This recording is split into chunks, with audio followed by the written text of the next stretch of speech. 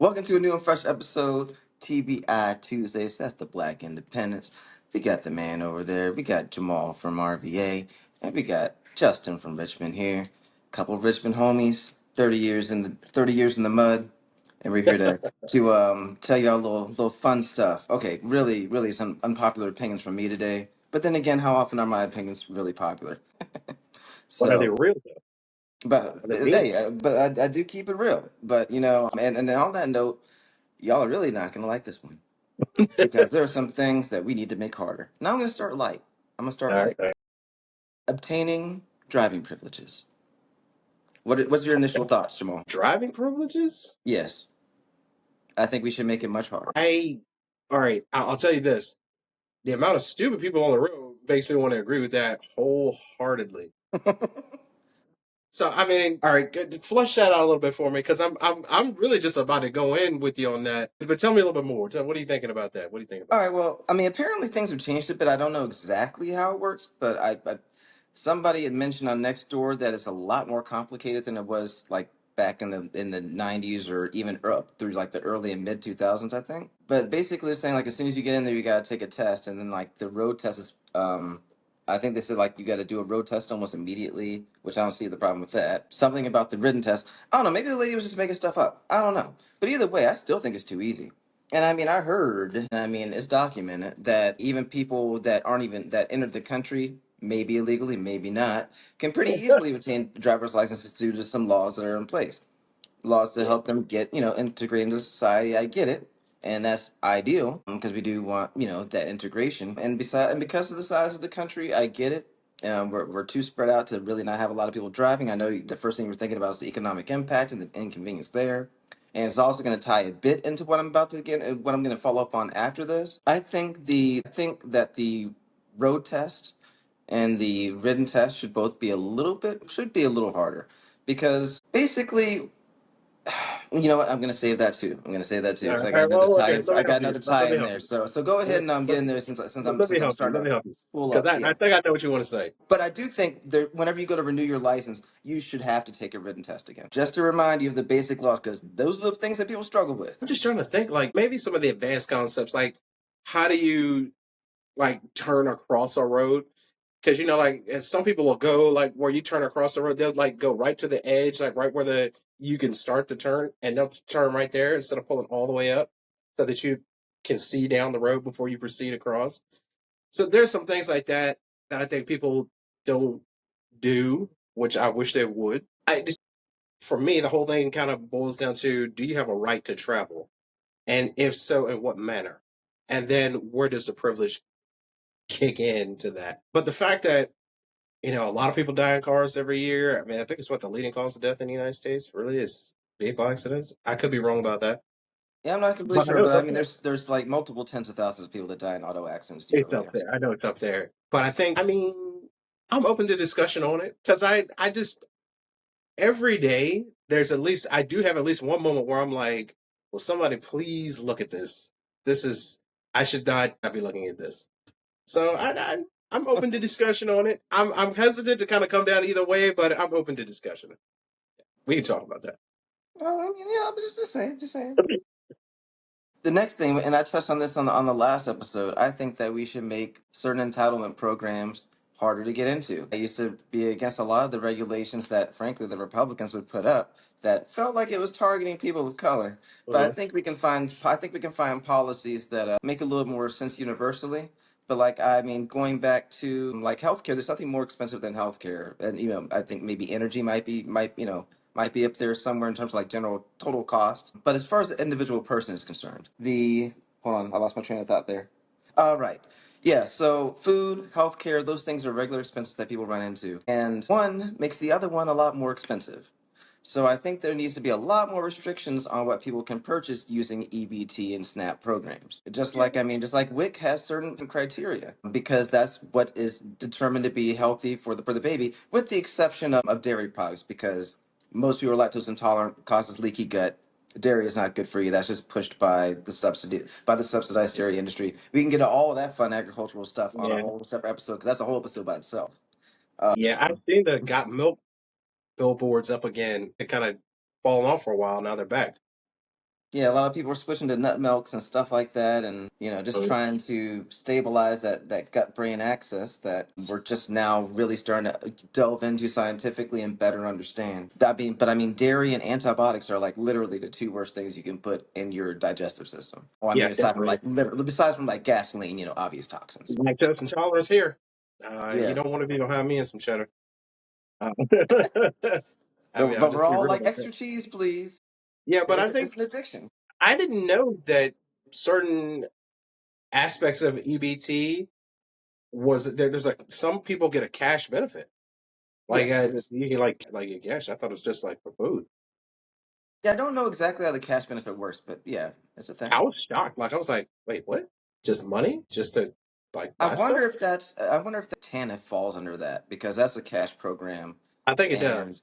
and so I wonder. So That that might may rub be here. the administration part of it. Like they Mm-hmm. administer the benefit through EBT because people have a card Mm-hmm. anyway. That would make sense. That would make sense. I have been talking to some people and they were saying that like I want people to be helped. I want people to get a leg up.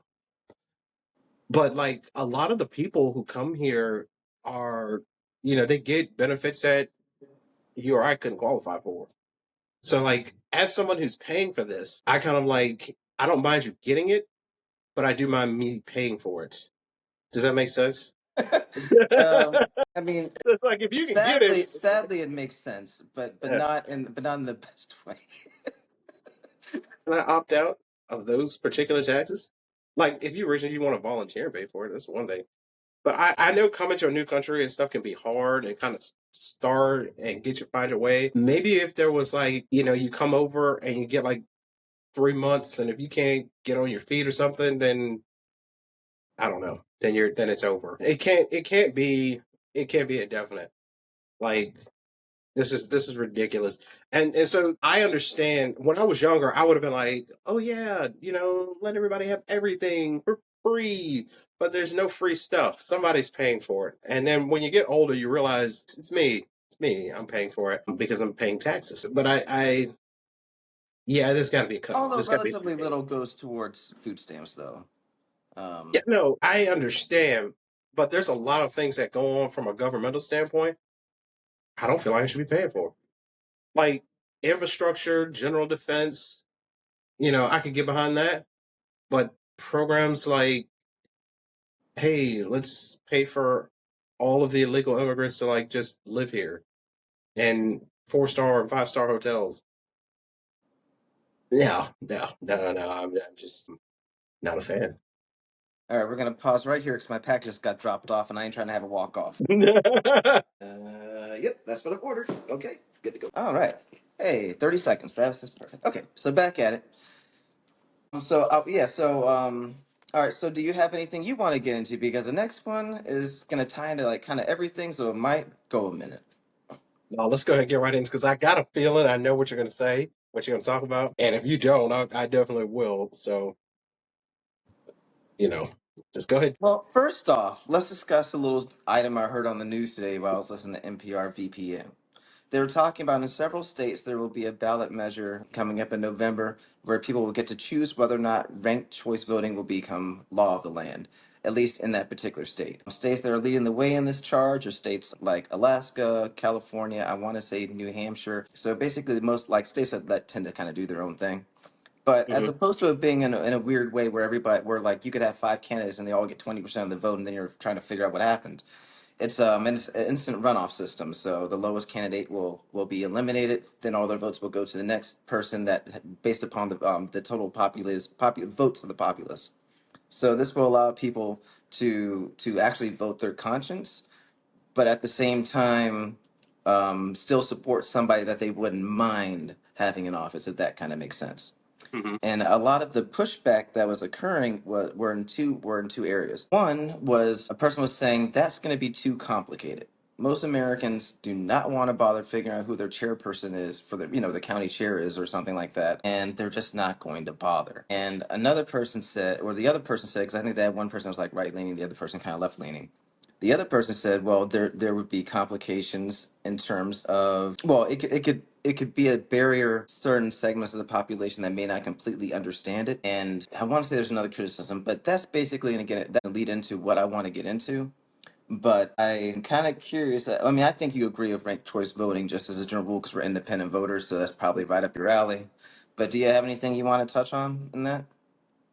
Now, as far as I think those criticisms are baseless. I mean, how do you not understand?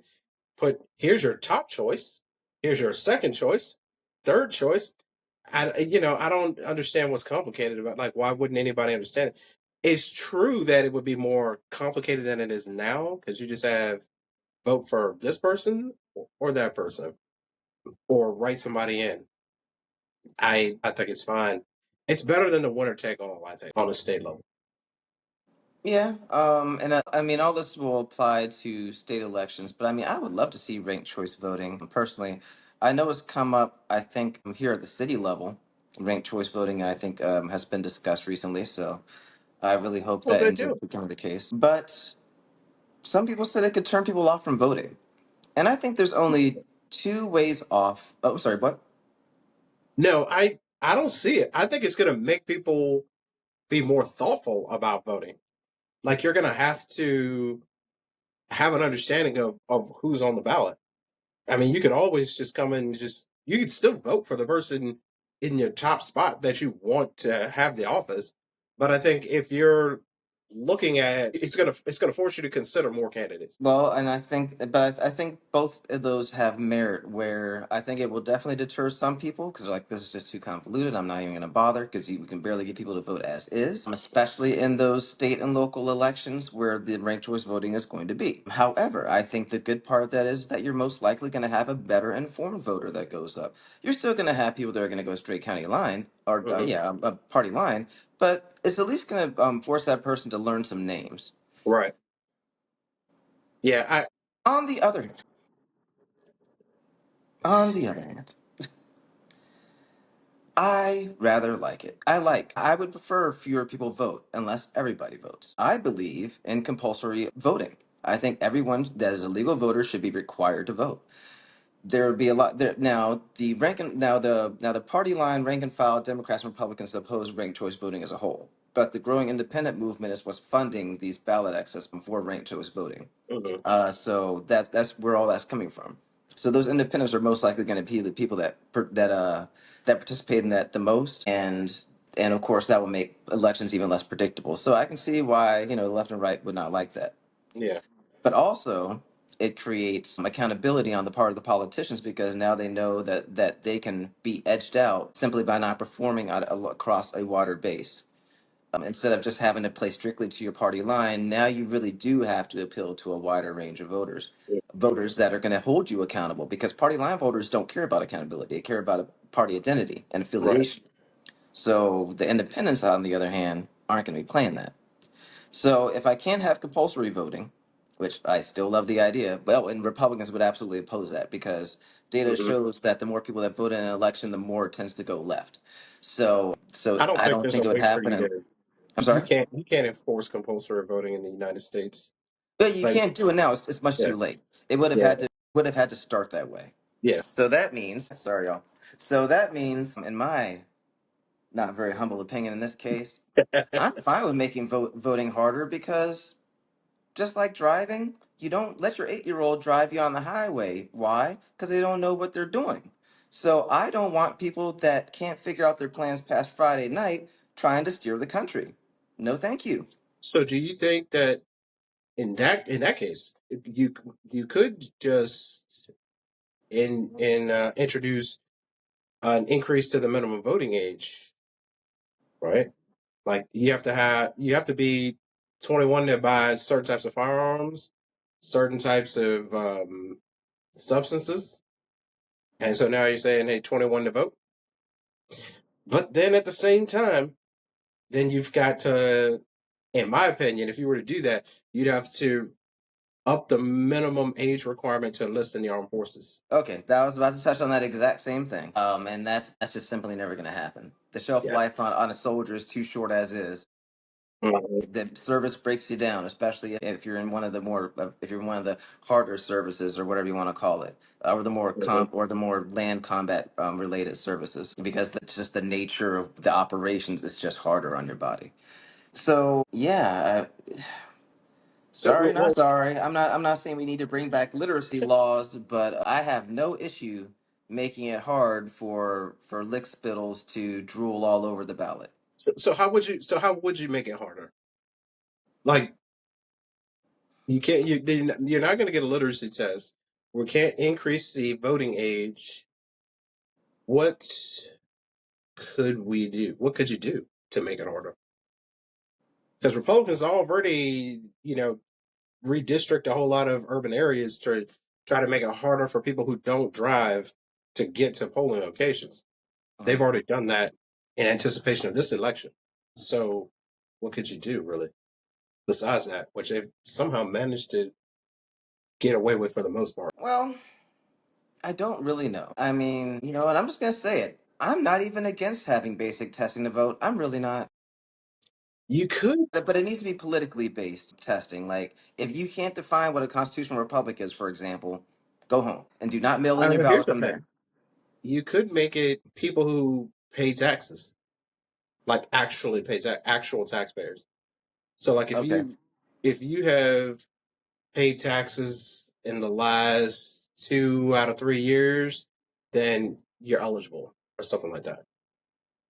Because it's your money that's being spent. But Yeah. there are people Yeah. who, you know, This is true. Back in my more extreme progressive days, I used to say, I don't care if you're here legally or not. If you live here, you have a stake here, and you need to vote. Which I mean that sounds very altruistic and very high principled and everything, and that's great. But reality keeps reminding me that I can be as idealistic as I want, but it does not give a bleep that's right. about my idealism. That's The fact of the matter is that those individuals will end up voting for things that are against my best interest, and I'm the one investing. So no, thank you. taxes. If you pay them, you can vote. Is that the same thing as a That's all. poll tax? Is Is that what? that the same thing as a poll tax? Yeah, I guess you could say that, but well, no, no, it's not because it's not a standard like I know that everybody in town makes one third of what the white people do. So this dollar may be nothing to Jim Bob down the street, but to somebody else, then that dollar really could be a barrier of entry because that could be food for the next couple of days. But if everyone's paying, whether you make minimum wage or whether you make $10,000 a minute, then you should have an equal say because you're paying. But on that note, I am a huge supporter of a universal flat tax that everybody has to pay, no deductions. That's what taxation actually looks like. Yeah, I know everybody's then going to move to Canada or the United Arab Emirates or whatever the No, case I'm may good. be. But Let's do that. Drop what that I'm down to saying, like 9 or 10%. Everybody pays. That's a reduction overall on my personal taxes, which I would be completely okay with. And I'll give the government 9% without exception. Everybody else does the same. No cuts, no muss, no fuss, and then everybody just gets on with life.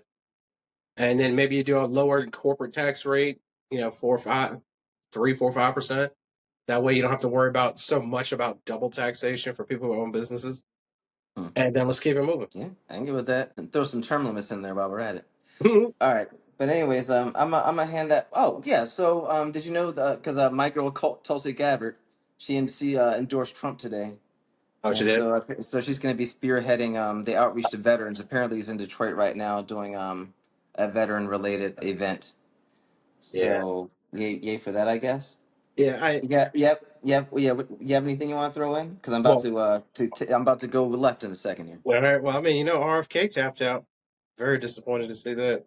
I was hoping he would go the distance, but I think we were hearing the whispers the last couple of weeks. It just is what it is. Yeah, two people that I mean, Tulsi and Bobby, two individuals that I would vote for under other circumstances, Mhm. have both endorsed Trump, and I don't know how to feel about it.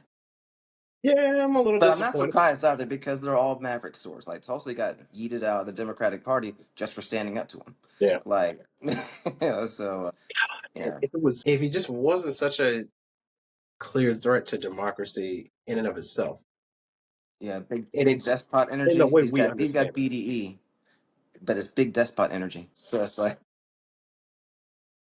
Man, no, but I think we should touch on some geopolitics before we wrap this up. okay, all right, what you got? I think you were telling me something about what would it look like if this whole situation overseas with Israel and Iran and Hezbollah and all the proxies spirals into World War III, Uh-huh. and you've got President Harris at the helm. How would that?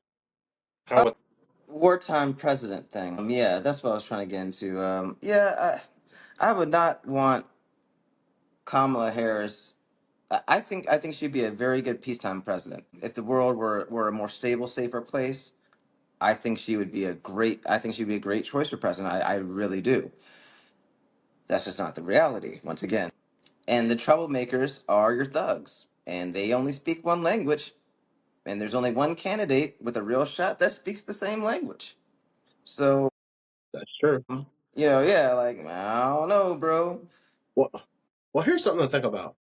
So this is just me looking at dots that are close together that may or may not be connected. Okay. So I think back over the past year, the past 2 years, you've got the Russia and Ukraine, right? And that's Huh? been dragging on. Yeah, And two you've and a half got years. a Yeah. number of different actors involved in that, right? Primarily Russia and NATO to cast a general net, right? Um, as it pertains to Israel and Middle Eastern conflicts, with Russia tied up, Iran's or one of Iran's chief allies is effectively out of the fight, right? So Iran cannot count on Russia to do anything to help them right now. Now I know Russia had a massive aerial offensive last night, and hit a lot of targets in Ukraine. I don't know what the Russia. Yeah, yeah, yeah, yeah. I don't know what the fallout from that is or has been, but there are such a non-factor in terms of the Israel-Iran conflict. China seems to be like, I don't know, bruh. I don't know, but their long-range offensive capabilities were called into question earlier this year, I believe, with it being disclosed that their missile systems were sitting there empty without fuel. Yeah, there's yeah. The logistics were all jacked up behind their Right, missile right. capability. Yes. So I think Israel's in a place where they could pretty much just it's like I mean if they were to go whole hog on Iran right now, where's the support coming from? I mean they got plenty of weapons right now from us as they were cleaning up Gaza, cleansing. If they've got the armament to kind of do what they want to do in Iran. I don't think they would be. Uh, I don't think they would, launch a traditional like whole hog ground offensive, but they've got the long range capabilities to attack just about any target they want. they wouldn't do it. Not on a large scale. Not unless Iran started it. Because I mean, not just because of the various well, I mean, really that would be enough. But basically, what it comes down to is that Iran by itself really could overwhelm the Israeli defenses, and it's a much more densely populated country than Iran is. So the risk is much greater to even if Iran were to go all in and go to war, then their proxies almost certainly would step in anyway, especially Hezbollah, because Iran doesn't have to worry about a ground offensive, but Hezbollah in Lebanon does. Mhm, However, they would not be able to spare that manpower while they're also doing their dirty work in Gaza at the moment. So they most certainly cannot afford a ground war, whether they want one or not. And no one's going to invade Israel directly because that would trigger an instant response from the allies that would be very harsh. mhm, So I mean it would be basically it would be a ballistic war with a lot of use of covert operations as well, which of course we know Israel excels at. mhm.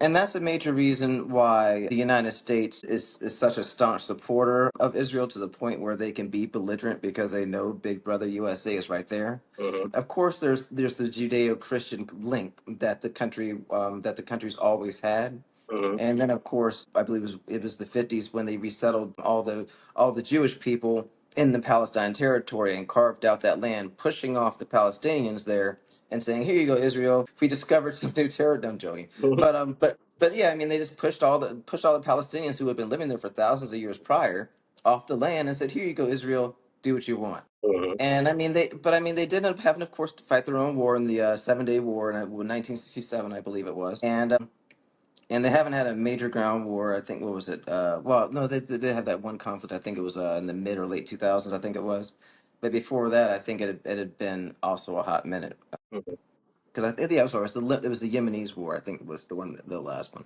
But anywho, and then there was that one ground offensive a little bit into Yemen. But yeah, I mean the point is, they don't really want the smoke. It's not that they can't win. It's just that the devastation would be extreme because Iran, like I said, even Hezbollah, according to the experts writing in the what you call it, if Hezbollah really wanted to, they could overload Israel's Iron Dome defense on their own, just using a combination of short range like mortars and smaller drones because they're right there on the border with Israel. And then of course they have capabilities of Hezbollah is more powerful than a lot of the countries' militaries around the world. We've never really seen them truly unload. We're just aware that they have the capability.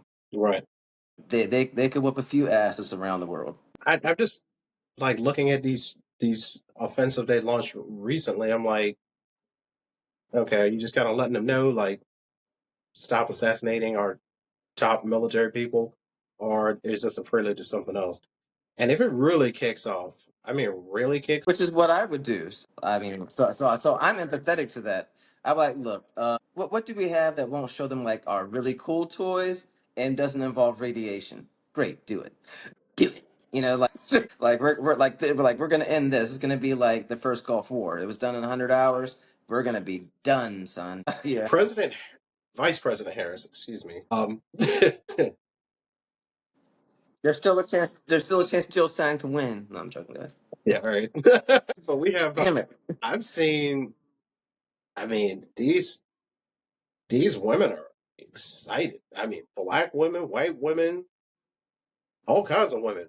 I just like this is like our chance to do what we should have did when Hillary was in office, was running for office. Which I think it would be a landmark historical watershed moment. You have the first female president, and I don't want to be the guy that's like, oh no, Harris, no. But I wish, I do wish that there were some things, aspects about her and her track record that were different. That made me feel a little bit better about going to the ballot box and potentially voting for her. What do you what do you say to those women who are just like, this is our chance. You need to get on board. You need to do this. Like, what do you say to those women who I are all say in? that don't. I say don't play identity politics. Oh gosh, I just told women what to do. Shit, never mind. I'm canceled. And the pod by click. um, I would advise not to give in to groupthink and identity politics because that's exactly why we can't have nice things now. If you feel like things haven't been improving in the country over the last couple of decades, even the last couple of generations, that is why. Because people are not thinking critically and they're not voting and they're not holding politicians accountable because of party loyalty. You know somebody's not doing a good job. If you were running a business or managing them, you would fire them. However, you don't do that. You can do it in politics, you just choose not to because you're afraid of something else occupying that seat, someone else, a different ideology. But guess what? If you embrace the suck just a little bit, Mm-hmm. that will be a wake up call and let them know they will be held accountable and they need to do the things they said they're going to do. That's On a correct. post that I made on TikTok, I was talking about a letter from the email from the Jill Stein campaign talking about the empty promises of Biden Harris. And of course, the commenter said, well, what about? And I'm like, look, man, what aboutism is a Trumper thing. Let's do a little better. You're right. It's true. This I was like, that has not changed for decades. A Yeah. president, in many cases, cannot just do what they want. They relies on Congress. But if you know this, quit telling me you're going to do it when you know it's not really up to you, or you lack the gumption to issue an executive order and fight it out in the courts. Yeah, and you need to punch down on the Congress people and the senators on the local level, right? You need to Yeah. get them. You need to let them know that we're watching what you're doing because there's some long-winded, long-standing, been in there forever people, and I'm thinking of a couple of them from right here from Virginia that I would love to see. I'm thinking of a Democratic one in particular. I wish he would go sit down some and try to get some fresh ideas or some fresh legs, as Ramaswamy would say, fresh legs in the office. But yeah, vote local. I'm going to turn my attention to local politics a little bit more as we get closer to the presidential election, and then see what the options are, and then kind of consider them all and make a choice closer to voting time. Like right now, I'm just like, it feels like 2016 all over again. It's like, eh, eh. Okay. Bring us home, big homie. I just That want was to say one perfectly thing. anticlimactic. I just want to say one thing. All right, go ahead. We got to stop fooling ourselves, y'all. I've done it many times. As a habit I am actively breaking. But we got to stop using the term self care as an excuse to make poor decisions. Yes. I know people who complain constantly about they can't afford to get their hair did, or they can't afford this, car payments, all that. But they say, well, I need some self care and I'm going to go get my hair did because I look like a troll or whatever the case may be. Sure, fine. I get it. We want to like what we see in the mirror, but there are other ways we can go about that. We can make some wiser decisions. So yeah, just recognize the self care. It doesn't help to rob Peter to pay Paul, because that's what you're doing. You're still in financial straits when it's over. You just feel a little bit better about yourself because you can take a couple selfies and put them on social media for some likes. Yeah, I think you said it perfectly when you said don't let don't let how did you phrase it? It was so perfect the way you said it at first, but what I heard was don't let self care be the excuse you use to Right. Poor decisions. the Yes. poor decisions. Exactly. Exactly. Because those lights will get turned off at some point. And your TikTok likes and views and all of that are not going to be able to turn that back on. You cannot pay with the gram. Yeah. Don't think you're gonna make some money off social media. It doesn't work that way, y'all. Um, I know people with OnlyFans accounts that still can't make any money. It's like, it's not guaranteed, y'all. It's not Right. guaranteed. Well, that's what people think they got it. Ain't nobody paying to look at that. They're like, anyway, Yeah. Don't let them randos on that try to slide in your DMs or just check you out when you're walking down the sidewalk. Get your head messed up. this has Um, been a TBI tangent. No, but I like yeah. the note So about self care, man. That's just had real. to, because I mean I asked some other stuff because like I wanted to talk about some like some weird stuff in dating and some stuff in culture. So maybe the next episode we can do some social commentary again All right. and heat that skillet up. Yeah. Because I mean, now that I'm back on the market myself, I think I definitely have a stake. It's gonna be a lot of fun. Yeah, I know you're all old and family man and stuff like that, but Hey, maybe you can provide some wisdom or something like that from the other perspective. Because I mean, some of what I'm gonna get into. yeah. But yeah, that's gonna be crap. That's gonna be fun. But y'all, quit giving your kids goofy names. In the Commonwealth of Virginia, there is truly a child named Jay Z, like the rapper, Yikes. among many other crazy things. But stop it, y'all. Stop it. Okay. All right, Stop I'm it done now. now. I'll stop it. I'm done, Jamal. I'm done. I'm done. All right. With that, it's been a TBI Tuesday. Please remember to email us at 2blackpod. That's the number 2blackpod at gmail.com. You can find us on TikTok, Rumble. We'll soon be up on X, YouTube. Please, let us know if you like the format. And if there's anything you want us to talk about, please let us know. Yeah, come through on those comments. Matter of fact, yeah, we're gonna start posting some of those comments because somebody's always talking crazy. That's right. That's Do right. do some do. You guys, thanks for being here. Thanks for joining us. We love you. Peace. Peace out. Get off my lawn.